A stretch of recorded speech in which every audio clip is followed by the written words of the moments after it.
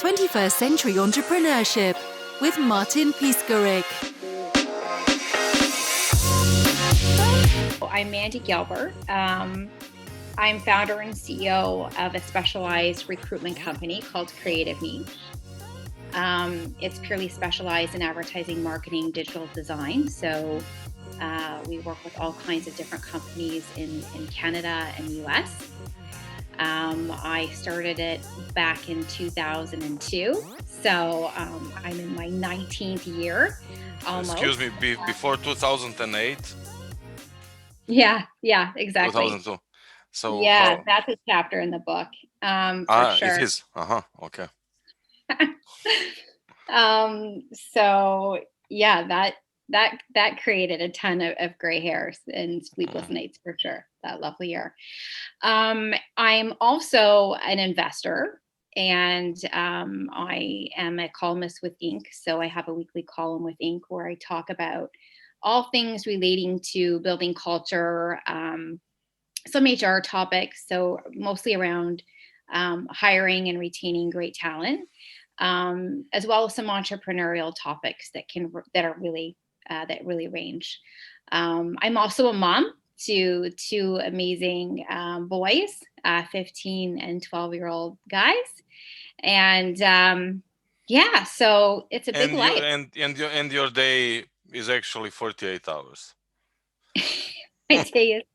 Some of my days do feel like 48 hours, for sure. When I'm engaged and I'm super busy, when I'm having like a distracted day, it probably is that long, but probably not very productive.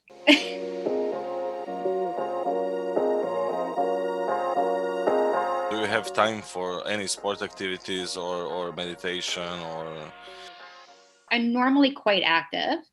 But in Toronto, like many places, we've been shut down for quite some time. But pre-COVID, so during COVID, I managed to kind of get in shape and really move the needle in some areas, and then I managed to really get out of shape and totally neglect it. So there's not been a ton of consistency. But before that, I was pretty active. I've always loved tennis, and so I kind of made a commitment last year that if I don't invest more time in training, and if I keep putting it off, then when I do make time, I might not be able to move as well. So I was getting into tennis, and I was actually kind of getting good, and so I'm going to have to kind of do a restart. Maybe you can play it on PlayStation or Xbox. Yeah. Just to keep up with Just to keep up. So now, like so many people, especially those that are running businesses and also homeschooling, finding that balance and trying to differentiate, your work life from your home life at your home when there's so much going on has been incredibly difficult.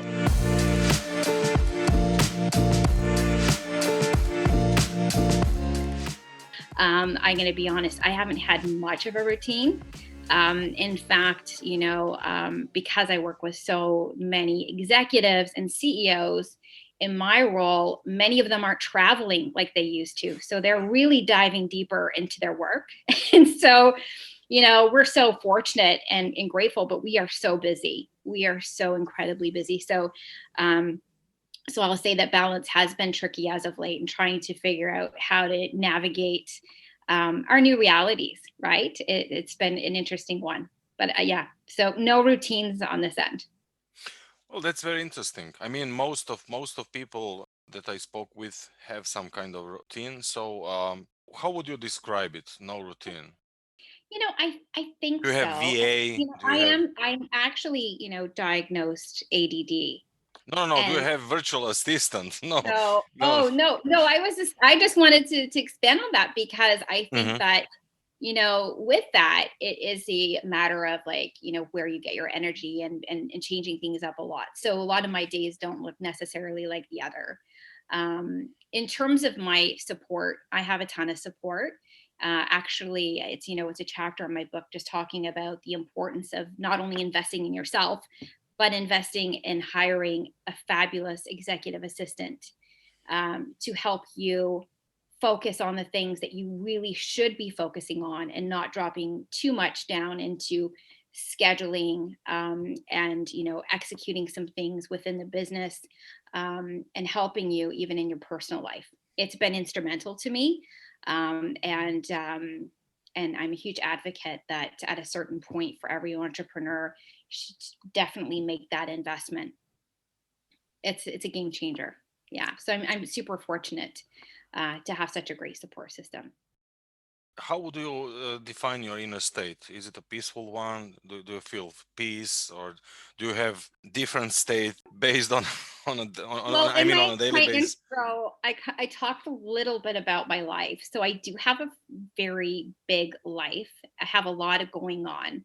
So in addition to that, I'm mentoring anywhere between 10 and 15 entrepreneurs. I sit on a couple of boards. I'm a very active member within YPO. So I will say that, um, my inner state would be one definitely of peace. I'm usually working on something that gives me energy, and if I'm working on something that's not giving me energy at this state in my career, in my life, I will either discontinue it or I will delegate it, because you need that to fuel, I think, your fire and your ability to think creatively, and your ability to kind of give value back to yourself, but to your company, to all aspects of your life. And so for me, I like I said, I'm almost in my 19th year. I've had to weather many of storms, some more significant than others, and I've had to grow up as an entrepreneur and become a better leader, and just become a lot more self-aware. So at this point in my career, there's not too much that rattles me, or creates some imbalance there. And I'm usually trying to always look at what could be down the line. What are things we need to take into consideration? Do we need to triage the business? Do we need to triage the relationship? What kind of contingencies can we put in place? What's in our control? What's out of our control? Just so you can kind of make sure that you do maintain that peace of mind, and you're working with reality versus worst case scenario in your mind.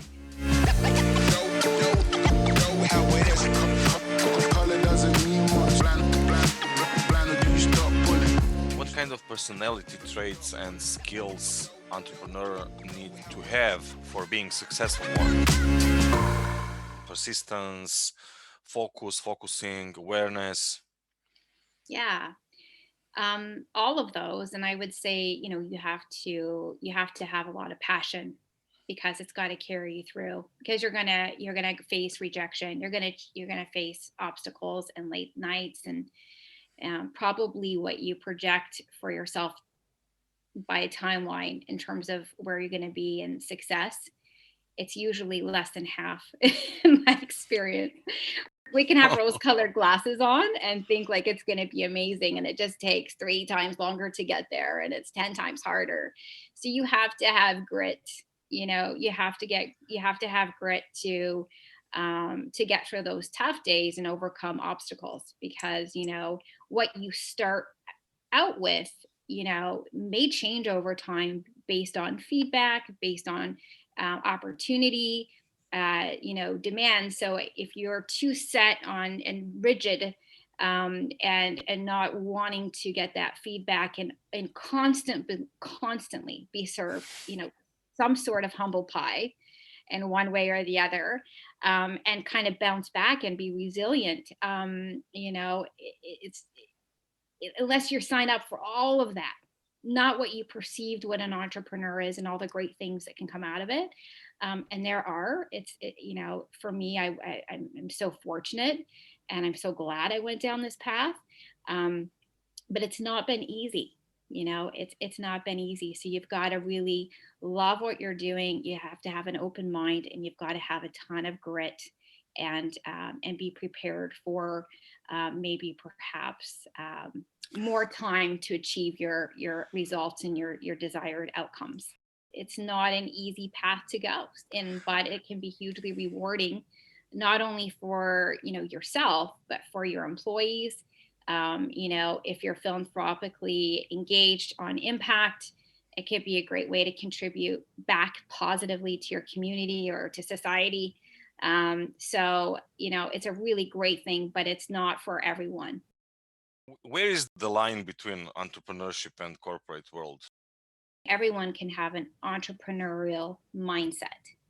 And I've seen individuals within companies that are doing really innovative things. They're getting budget to come up with new concepts. They're taking initiative to move things forward. They're sitting on committees to help innovate on the product or the offering. And so I think everyone can have an entrepreneurial mindset. You don't have to be an entrepreneur to think entrepreneurially. I think the line between having a corporate role and being an entrepreneur, big jobs, and they've gone to start businesses and they started off day one with a huge amount of funding and a really great board and the ability to hire an A team out of the gates. And so I think in that scenario, it could be very successful because they've surrounded themselves by individuals who can help guide them, and they already have a bit of a advisory board. They have financial support to take chances, and if they fail, it's not as though they're not going to not make their payment, and lose their house or what have you. So that scenario I've seen work really well, or somebody who's left, corporate, who had another idea, nothing to do with their job. And I have so many different examples of individuals doing that. And where it was like just a passion, like a pure passion. And it was their passion project. And they just thought, to hell with that. I don't want to work here anymore. I don't like what I do. I don't like the leadership. Right. I don't like the inflexibility it offers. I feel stifled. Right. And they just go out and they join an entrepreneurial, whether it's an incubator of some sort, or they have some security so they can invest, time and money into their own idea. And, it turns into something amazing. And there's so many incredible stories like that. We think it might be very difficult as for somebody to leave a big corporate job, right? And mostly in corporate jobs, lots of employees, lots of infrastructure. So if you are in marketing per se, you're not thinking about payroll. You're not thinking about, Mhm. you're not thinking about financial stuff. You're not necessarily, although you might have supported sales, you've never actually picked up a phone or went and had to do a networking event and try to drum up new business, ask for referrals, anything to keep the lights on. So I think that might be a bit of shell shock for somebody to come from so much infrastructure and support and security to being purely exposed, having to do everything and Uh-huh. bootstrapping your venture where everything's on the line for you. That might be incredibly difficult, not impossible, but I think that would be a tough one. And competition from all around the world, basically. Yeah, yeah, I yeah, mean, from exactly. platforms, even from platforms like Upwork or Fiverr also goes into direction of having high ticket offers as well. What's your company market position? Canada and US. So I believe I do mention this in the book, but I did have an office in Amsterdam for a few years, Mm-hmm. which I decided it just wasn't working, for a number of reasons. And so focusing more on the US and Canada just made more sense. We've worked in Asia, throughout Europe, and we work with a lot of global clients, whether they're in New York or in Canada. So a lot of global mandates or positions we would fill. I think when you're in the recruitment profession, it does require a unique person because you work with so many different organizations and you have to really, I'm talking more on the executive search side. So we have 3 areas that we work, whether it be temporary, full-time, or exec search, and they all have different kind of challenges and ways you work. But, you're doing a ton of interviewing, but more than that, we have a responsibility to really understand what our clients are hoping to achieve. Like, what are their goals? What are some of their challenges? What is aspirational to them? What's not worked? And so you have to have a business brain to get in there and understand, and also coach them, because they might think that they're looking for a certain profile. But once you understand exactly the history and where they want to go, you've got to make recommendations. And so a lot of our role, when we're working on senior placements, is working with executives and providing them insights, some intel. What are progressive companies doing? What are some other options? What's another way you can tackle this? And coach them along the process. But then we have to go, and we're often working on emerging positions. So it's very much a talent market. You get one shot to talk to the right person.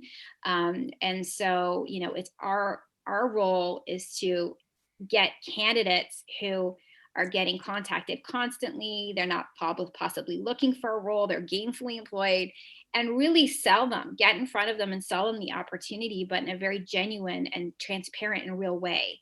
So you're never misrepresenting the opportunity. It is what it is, but we think that you'd be a great candidate for it. And this is why we should talk about it. And so it's really making that match for long-term success is tricky. It's not tricky to send profiles to clients and all of that. It's the quality of job, and it can be exhausting. And also, when you're working with humans, there's always surprises. Really? Oh, Surprises. and hey, there's pleasant surprises for sure, but sometimes you get, deals can fall apart very quickly. You had no idea the candidate was not honest with you, that they had a couple of other offers on the line through another source. And so, that can throw you off. So, that goes back to contingency planning, making sure clients are spoiled for choice. They have a number of different candidates, that they could see hiring. And if not, you have a pipeline to replace it. And so again, that's just through maturity and through going through things, then you innovate internally and you change your process in your way that you work. But as a profession, it's a lot of talking. It's a lot of active listening, and it's a lot of perseverance and creativity. But it's, if you have the right personality for it, it gives you a tremendous amount of energy. It's hugely rewarding. You're advancing careers, you're helping advance businesses, and you make hopefully a positive impact. And then as a business, we do a lot of stuff philanthropically, which is great too. And that gives back in another way.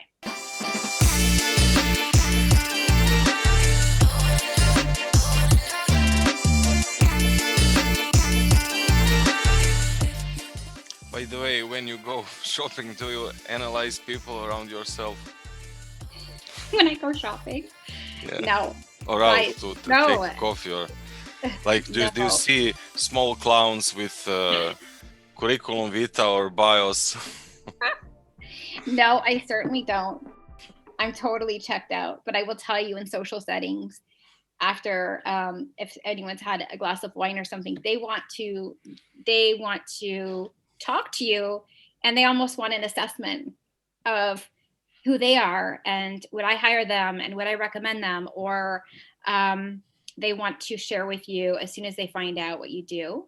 You would be surprised. You feel like a celebrity at an event because people want to talk. This is how much I'm getting paid.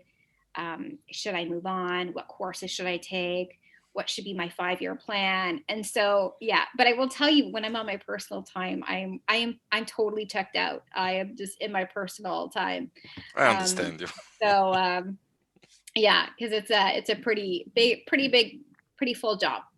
Yeah. What's the percentage of your day spent on speaking, on communication? I'm not, we've got a great team. We have around, I think we're at 22 people now. Mm-hmm. So I'm not doing a lot of the interviewing. I'm working more with the executives on more of our more senior mandates or our larger engagements. And, I do have I have days, so talking about routines, one thing that I do when possible is I will cluster like a meeting day.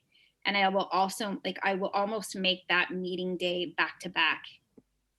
And then after the meeting day, I work with my EA, and if it's possible, my next day will be at least a half, if not 2/3 of the day, I will have no meetings.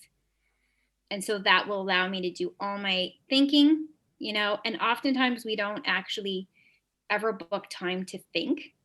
And it's incredibly important. So, um, I like to just think. And so sometimes it's, thinking about the conversations, what are some solutions, what's something that we could do down the line, and start kind of working on those, and then get them handed off to a certain point when I'll take them to a certain point, and then I've got to delegate it on to get it completed. So, that's how I work: a day of meetings, and then a day of thinking and actually doing work. If I can, sometimes that's not always possible, but I just find in days in which I have meetings, if I have meeting and then a half-hour window, and as soon as I start to focus on something, I've got to start preparing for another meeting. And so it's really disruptive, and it's not very helpful in feeling like you're effective. Any challenges? It's No, definitely not, it's no, no, of no course there's challenges. challenges. Of course, I probably I'm really loving, working with entrepreneurs. So that's something where I spend some time. And now that my my book is done, which has taken longer than anticipated, it's like a home renovation. It's going to take twice as long and be 40% more. So yeah, so it took a bit longer. I also do a lot of professional speaking, and so that's something I really enjoy and I'd like to do more of.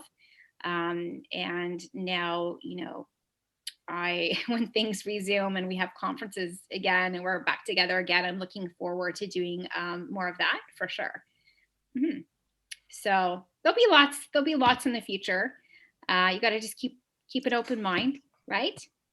Not overcommit, yes, but keep an open mind, and yeah.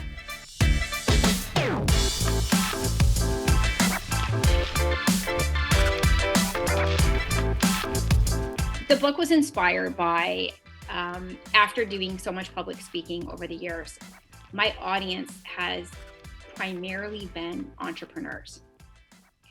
And I was never one that really thought or really wanted to be a public speaker. It was never on my list. I never went to a conference and thought, oh, I would love to be them on stage. Actually, the opposite. I want to be one of those weirdos. Right?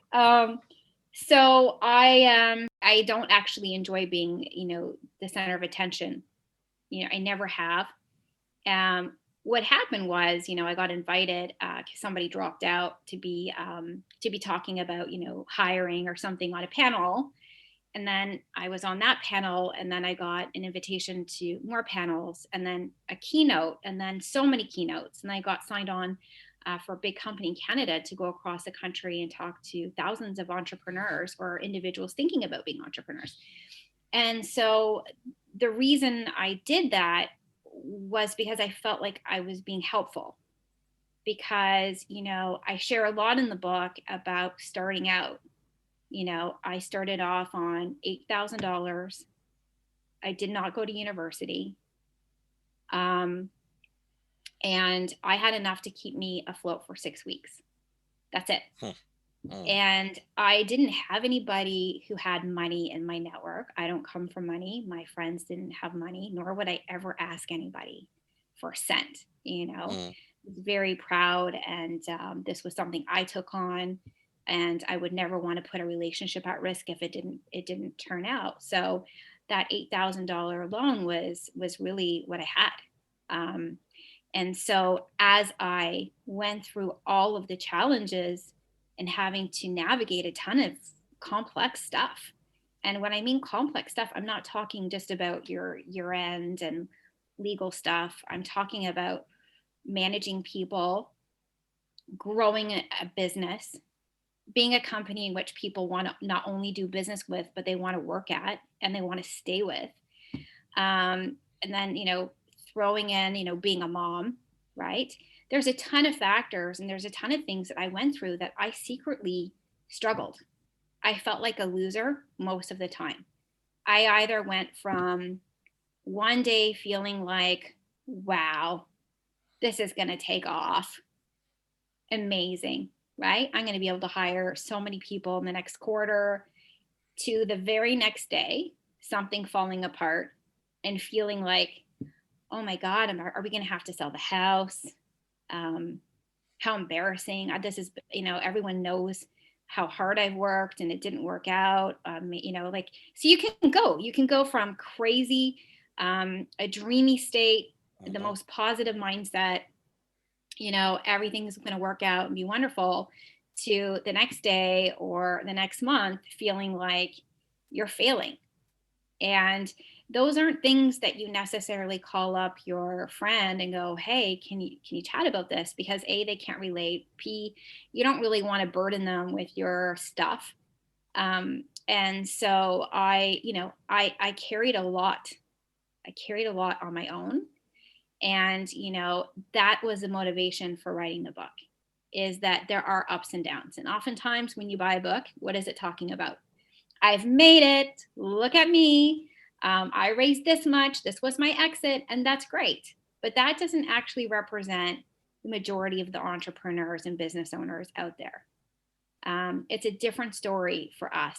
And I wanted a book that was actually real, and that somebody could read and hopefully learn some things that they might want to apply to their business. So something that's practical. And be in Or depression for a week or so. Being I hope depressed. not. No, I mean because of all of the failures. Like, oh my God, so I will have so much failures.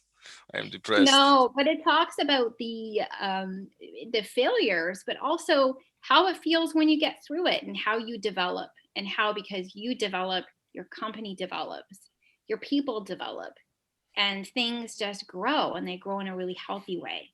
And so that's what inspired me to write the book, because following a lot of my talks, I would get feedback. I would get like a thank you. Can you talk to me again? Or that,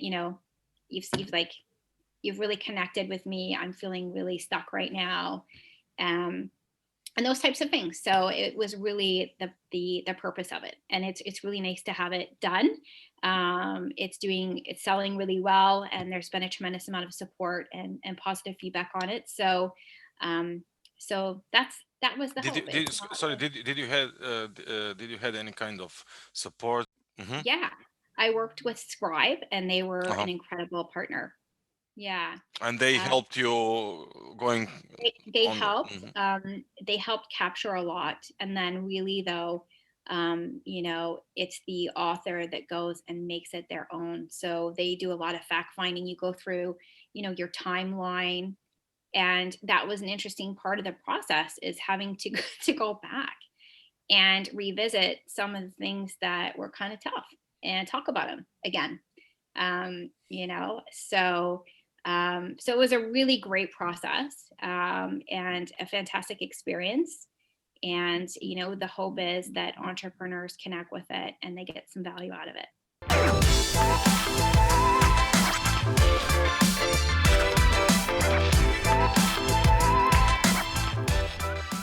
When I look back and I think about, what I would have maybe have done earlier or have done differently, I always like to share some thoughts that would be perhaps helpful, um, to listeners who might be, going through an interesting challenge right now. But I mean, one is definitely, as I think that investing in yourself as an entrepreneur is so important, and it's something that tends to get neglected. Um, and I don't mean investing yourself in things, although that can be great too, and go for it if you can afford it. I mean investing in your development. When you're an entrepreneur, you're responsible for signing checks, right? You are paying people. And because of that position that we're in, we often don't get feedback. We actually are walking around mostly with a lot of unawareness. of how people actually, feel about us as people, but how are we as leaders? How are we on follow through, on acknowledging people? How do we make them feel? And so when you're not getting that feedback, you're not growing. And I was actually a really insecure young entrepreneur and I wasn't insecure because I was threatened by people I was hiring.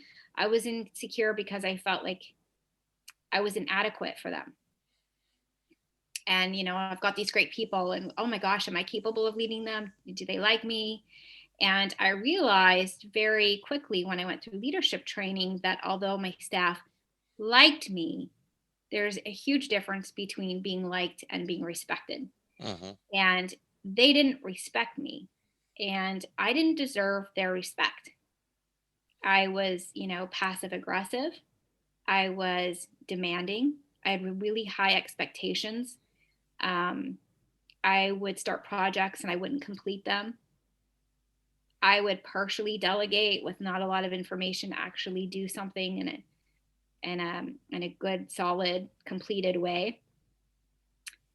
And, I wasn't acknowledging people, and they didn't feel as though I was consistent or fair.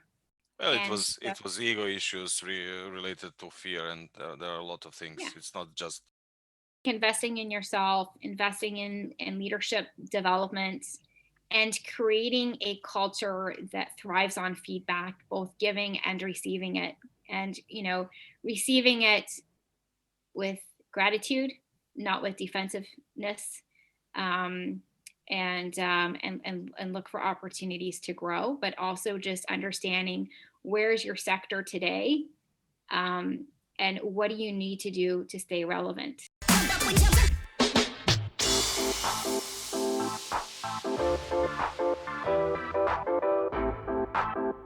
Who I was when I started the business and who I am now, although some things remain the same, my sense of humor, my constant ideas that I get, I could still challenge people, and that's okay. Friction is good. Healthy friction is good, and I think great things come out of it. But areas that I've changed is, just how I was showing up. And a lot of the behaviors that my team voiced that they didn't particularly respect or enjoy about me, a lot of that came down to I was being secretive about all of the things that were keeping me up at night. I wasn't sharing because I didn't want to worry them. I didn't want to put my problems on them because I was the entrepreneur. That was my role, to have all these challenges. And as soon as I went to leadership training, I got a lot of feedback from my team, ex-employees, you name it. And some of these shortcomings and issues were brought forward to me. I made a decision at that point in time that moving forward, I was going to be a lot more transparent, and that they actually can handle it. And they want it, and they're going to probably come back with some really incredible solutions, and that I need to be okay with showing my vulnerability.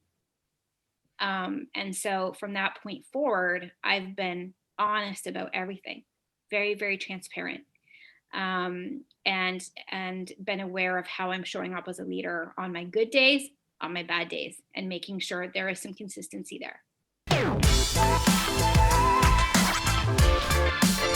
You can find the book on Amazon. So it's called Just Go With It, Navigating the Ups and Downs in Entrepreneurship. And my personal website for speaking, or if you want to check out any of my ink columns, is mandy-gilbert.com. And Creative Niche as well, it's creativeniche.com. 21st Century Entrepreneurship with Martin Piskarik.